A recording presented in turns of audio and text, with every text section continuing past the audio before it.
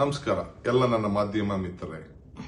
ಇಂದು ಸಂಜೆ ಬಿಜೆಪಿ ಮುಖಂಡ ದೇವರಾಜೇಗೌಡರು ಅಪ್ಪಟ ಸುಳ್ಳಿನ ಹೇಳಿಕೆಯನ್ನ ಪತ್ರಿಕಾಗೋಷ್ಠಿಯನ್ನ ನಡೆಸಿದ್ರು ಅಂತ ತಿಳಿತು.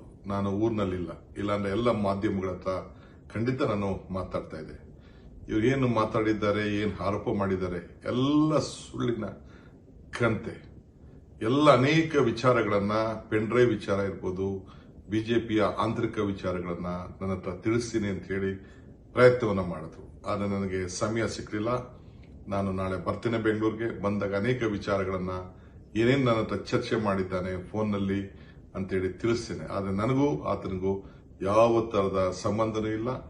ಅವನು ಏನು ಮಾತಾಡಿದ್ದಾನೆ ಎಲ್ಲ ಕೂಡ ಸತ್ಯಕ್ಕೆ ದೂರ ಆದಂತಹ ವಿಚಾರ ಅಂತ ಹೇಳಲಿಕ್ಕೆ ನಾನು ಬಯಸ್ತೇನೆ.